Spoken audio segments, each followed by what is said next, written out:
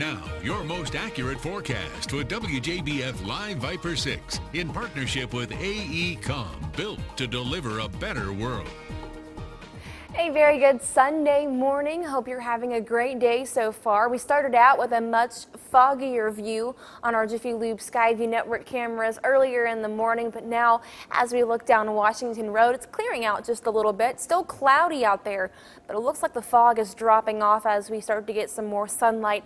Get a little bit of wind to mix out that fog.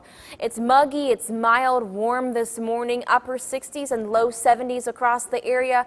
We're sitting at 70 degrees here in Augusta, 70 as we look toward Washington, Lincolnton, and Edgefield, 72 in Swainsboro, a warmer spot there, 67 in Wrightsville, and 66, a cooler spot there in Sandersville. Just some light showers moving through portions of the northern CSRA, including Wilkes County, Lincoln, and McCormick counties up toward the lake.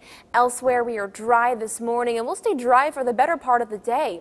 That said, subtropical storm Alberto moving toward the north as it has moved further into the eastern Gulf of Mexico. And anywhere where you're seeing the white, that's cloud cover on satellite. So the cloud cover we're seeing this morning is from the very far outer portion of Alberto.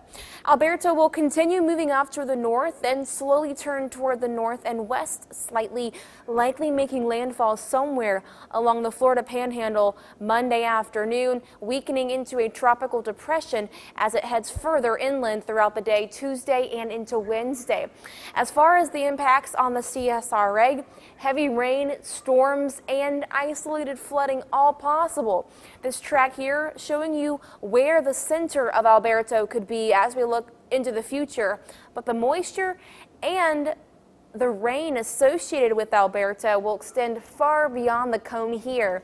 So a flash flood watch is in effect until 8 a.m. tomorrow because we'll have heavy rain moving in overnight. That's due to Alberto. So where you see this green shading is where soil is especially already saturated, and we'll continue to have rain falling on this soil as we go throughout the next several days. So for today, however, it will be cloudy, but rain will be isolated at best, primarily across our southernmost counties during the afternoon and evening.